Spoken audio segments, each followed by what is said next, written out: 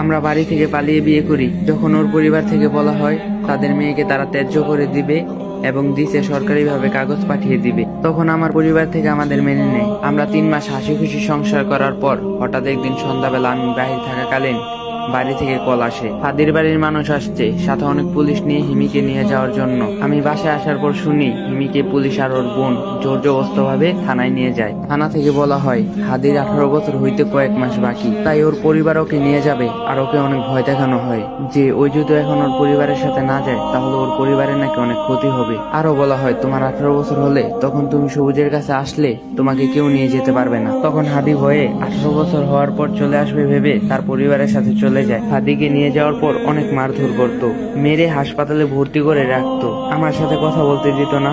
মাঝে মাঝে ওর বোন বাসায় না থাকলে ওর আম্মু বা খালার ফোন দিয়ে কল দিয়ে বলতো আর কান্নাকাটি করতো, জানো সবুজ, নামাজ পড়ে আল্লাহর কাছে কান্নাকাটি করে তোমাকে চাইতাম। আর ওরা আমাকে নামাজটাও পড়তে দিত না, আর বলতো জানো সবুজ, আমার চুলগুলা কি দোষ করছে, আমার চুলগুলাও কাইটা ফালাইছে। আমার ঘুমানোর জায়গাতে আমার বালিশে কিসের তবজি রাখে, আমার খাবারে আরবি লেখার কাগজ রাখে, আর অনেক কান্নাকাটি করতো।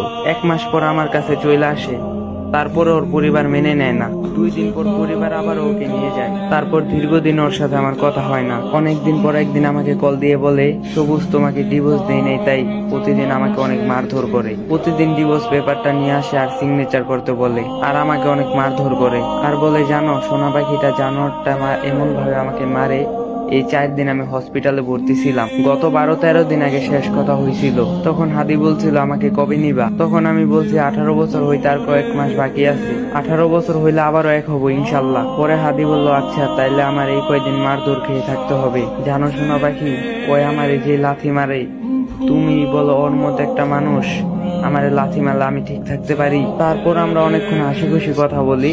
এটাই ছিল আমাদের শেষ কথা। আমার সোনা পাখিটা আর এই দুনিয়াতে নাই।